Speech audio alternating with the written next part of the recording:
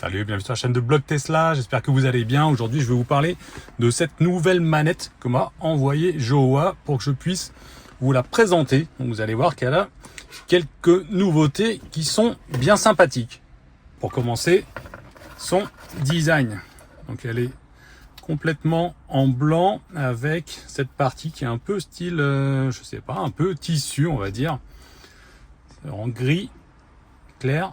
C'est pas mal, donc blanc, noir, voilà l'ensemble du produit. Donc quand il est livré, on retire les protections et on retrouve des manettes vraiment style console de jeu.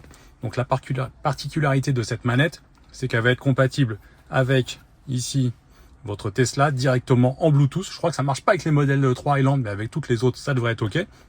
On peut se connecter directement, sinon avec le dongle USB qui est livré avec. Si vous voulez l'utiliser, c'est possible aussi. Vous voyez, il est ici dans le package. On a le dongle USB et éventuellement un câble USB pour recharger. Ici, vous avez une position S. Donc la position S, c'est tout simplement pour connecter cette manette sur une console de jeu Switch, la Nintendo Switch. Donc ça, c'est vraiment apprécié des enfants. Et puis la dernière position, ou la première plutôt, c'est directement en Bluetooth. Donc vous connectez la manette directement à la voiture, on va le faire en Bluetooth, pas besoin d'utiliser le dongle. On va faire la connexion et après je vous montre deux choses. Une, ça marche bien pour les jeux et petite surprise pour le rechargement. Pour l'association, c'est super simple. L'association, tout simplement, j'allume la manette. Ici, je vais la mettre sur la position X qui est pour les Tesla. J'appuie sur le petit bouton qui est là. Vous voyez la diode bleue qui s'est allumée. Donc ça a l'air OK de ce côté-là. Et ici, je vais faire comme si je voulais connecter tout simplement un nouveau téléphone.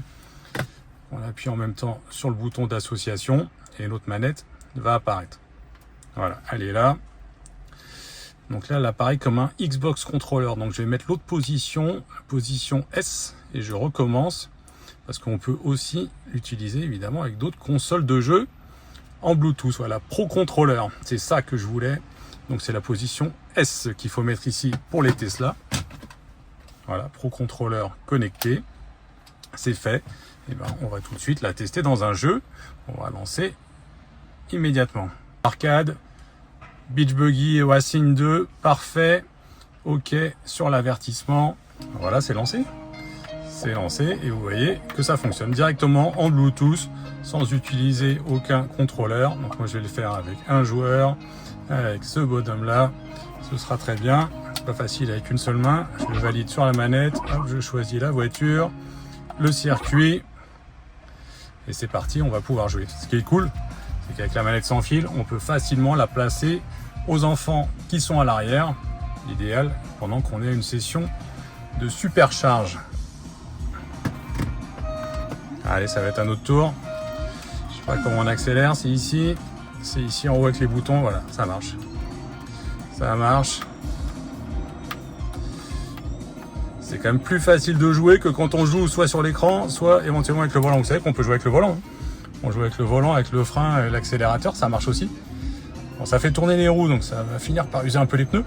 Moi, je vous recommande plutôt d'utiliser une manette. En l'occurrence, celle de Jowa est très très bien. Allez, marche arrière, on se retourne. On voit que ça marche. Voilà, on peut tout gérer directement depuis la manette. C'est quand même... c'est juste normal, hein. C'est une manette de jeu pour les jeux. Il y a tout simplement pas mieux. Allez, ça on a vu que ça marche. Je vous dis que ça marche aussi sur d'autres consoles, hein, sur la Switch. Mes enfants l'utilisent comme ça. On va vous couper le son.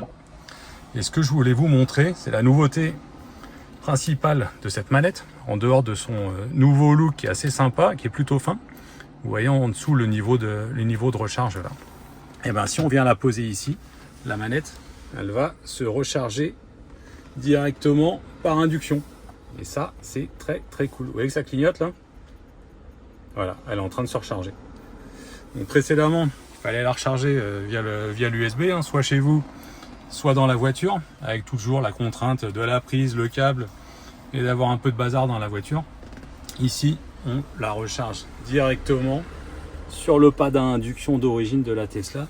Donc c'est parfait. Typiquement, pendant que vous roulez, hop, ça se recharge, vous arrivez au superchargeur où vous avez quelqu'un à attendre quelques minutes à tuer, vous la prenez et ça marche immédiatement. Elle est tout le temps dispo. Alors évidemment, vous pouvez utiliser le câble hein, si vous voulez, qui est livré avec. Petit câble USB-C vers USB-A. Voilà, on a ici le port de recharge.